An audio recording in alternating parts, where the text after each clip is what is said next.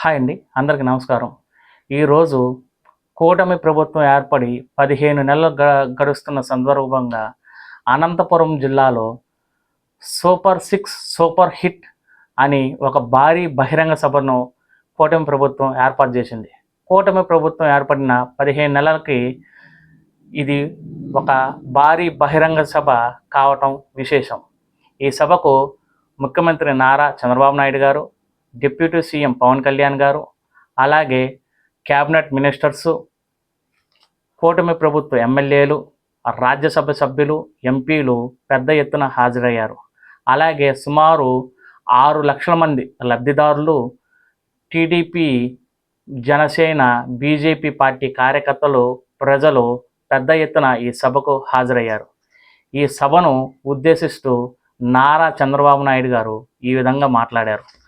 తాము సుమారు 57% ప్రజల ఓట్లుతో అధికారంలోకి వచ్చామన్నారు. అలాగే తమకు ప్రజలు 164 మంది ఎమ్మెల్యేలను గెలిపించామన్నారు. వైసీపీ ప్రతిపక్ష హోదా కూడా లేకుండా చేశారన్నారు. వైసీపీ ప్రభుత్వంలో అప్పులు, అవినీతి, అక్రమాలు, తప్పుడు కేసులతో రాష్ట్రాన్ని విధ్వంసం చేశారని ఈ సందర్భంగా ఆయన ఆవేదన వ్యక్తం చేశారు. గత వైసీపీ ప్రభుత్వంలో రాష్ట్రానికి రావాల్సిన ప్రాజెక్ట్స్ రాకుండా అడ్డుపడ్డారని ఆయన మండిపడ్డారు. పేద, మధ్యతరగతి ప్రజల జీవితాల్లో వెలుగులు నింపేటందుకు తాము ప్రతిపక్షంలో ఉన్నప్పుడు సూపర్ సిక్స్ హామీలను ఇచ్చామని, వాటిని అధికారంలోకి రాగానే అమలు చేస్తున్నామని సభాముఖంగా ఆయన గుర్తు చేశారు. తాము అధికారంలోకి వచ్చిన తర్వాత ఏడాదిలోనే మెగా డిఎస్సిని ఏర్పాటు చేసి సుమారు 16,347 టీచర్ పోస్టులని రిక్రూట్మెంట్ చేశామన్నారు. ఏ పోస్టుకి కూడా ₹1 కూడా అవినీతి లేకుండా టీచర్ పోస్టులు రిక్రూట్మెంట్లు జరిగినాయని ఈ సభా సందర్భంగా ముఖ్యమంత్రి చంద్రబాబు నాయుడు గారు వ్యాఖ్యానించారు. అలాగే గత వైసీపీ ప్రభుత్వంలో సుమారు 10 లక్షల కోట్లు అప్పు చేస్తే తాము అధికారంలోకి వచ్చిన తర్వాత 10 లక్షల కోట్ల రూపాయల ప్రాజెక్ట్స్ మన ఆంధ్ర రాష్ట్రానికి తీసుకొచ్చామన్నారు. పేదవారి ఆకలిని తీర్చేందుకు అన్నా క్యాంటీన్లు ఏర్పాటు చేశామని, ఇప్పటి వరకు అన్నా క్యాంటీన్లో 5.6 లక్షల మంది భోజనాలు చేశామన్నారు. అంటే దాని అర్థం సుమారు 5,60,00,000 మంది వరకు ఇప్పటి వరకు అన్నా క్యాంటీన్లో భోజనాలు చేశారు.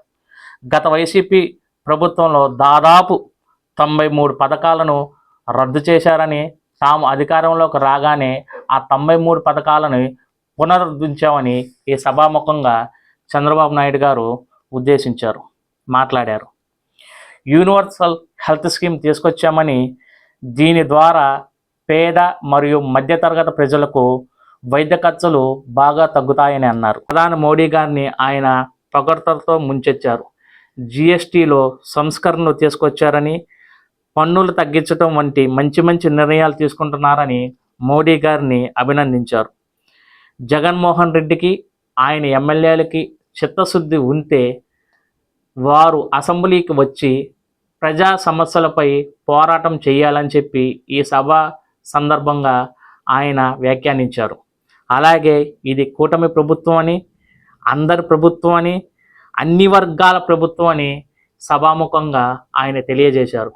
అలాగే ఈ సభను ఉద్దేశించి మరో కొత్త హామీని ఆయన ప్రజలకు దసరా కానుకగా ఇవ్వబోతున్నారు.